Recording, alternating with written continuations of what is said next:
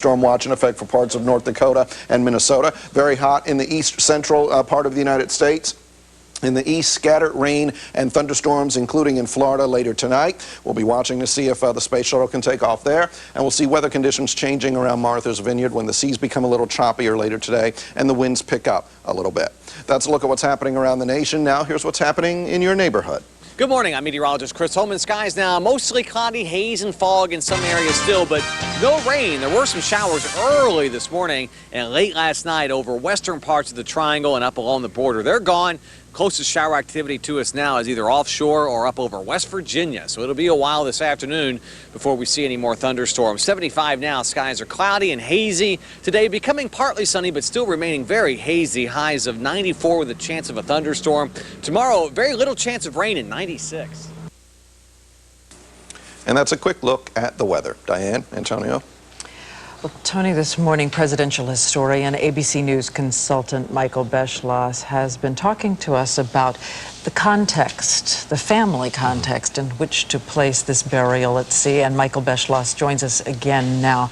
Michael, you said earlier that you had heard that Caroline Kennedy Schlossberg had made this decision in part because she had once heard her brother mentioning that he would like to be buried at sea. But it seems that privacy must also be a consideration in this decision.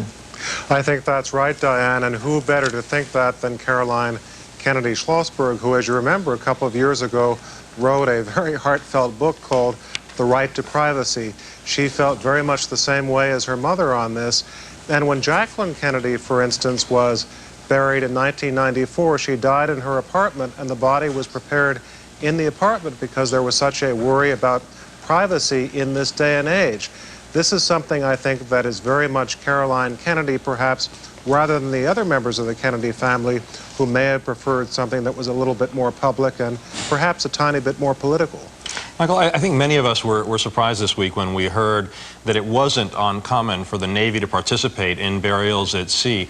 Mostly, though, it is for veterans of the services. Why, in this case, did the Defense Department decide that this burial should take place with the Navy's participation?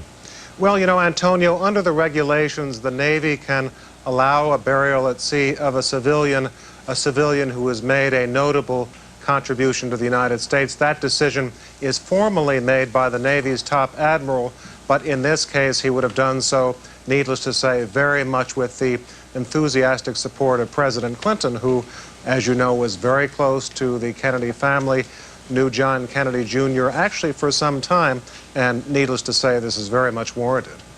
We have other ceremonies coming up in the next couple of days, as Antonia mentioned earlier. When you look back at the careful planning that has gone into so many of these heartbreaking ceremonies, is there, I suppose, a trademark that you see with the family when they have a memorial service, what they want to make sure is done and said? Well, you know, the interesting thing, Diane, and the poignant thing is that this is a family that has had to plan an awful lot of funerals.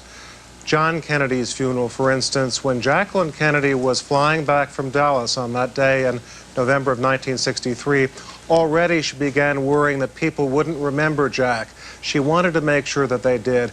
And one thing that she did was she sent word ahead from the plane that White House aides should take a look at the way that Abraham Lincoln was buried in 1865. And you had this scene with White House aides going into the Library of Congress at night with flashlights looking for books on the Lincoln assassination, and that catafalque that we see on the screen where John Kennedy's body was carried down Pennsylvania Avenue and to St. Matthew's Cathedral, that was done very much in the spirit of Lincoln and on that same catafalque that Lincoln had rode on in 1865. And the Eternal Flame?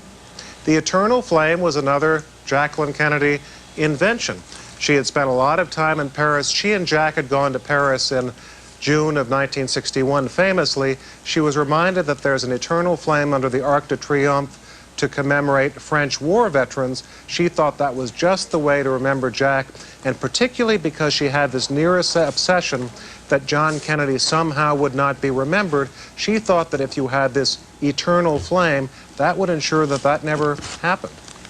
How about Robert Kennedy and his funeral, Michael? Can you look back at that? Well, there was a tendency when Robert Kennedy was assassinated in June of 1968 to figure, let's do it the way that we did for Jack.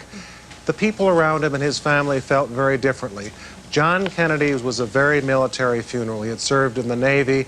He was commander-in-chief. Robert Kennedy, when he was cut down, as you know, was campaigning against the war in Vietnam. People around him thought it would be inappropriate to have a big military funeral. The result was that they had a funeral in St. Patrick's Cathedral in New York, where RFK had been senator for 4.5 years. Then they had that train that took 8 hours to get from New York to Washington so that people could wave and wave handkerchiefs, say goodbye, almost as people said goodbye once again to Lincoln in 1865 and also to Franklin Roosevelt when his remains were borne back from Warm Springs in Georgia, where he died, back to Washington in 1945. Well, our thanks again to Michael Beschloss. We appreciate you joining us. I know you'll be with us throughout the morning for our coverage here. And Thanks, Diana. once again, the endlessly poignant ironies that John F. Kennedy Jr., Carolyn Bessette, Lauren Bessette, so stalked in life by the press, now being given privacy by burial at sea. We'll return in a moment.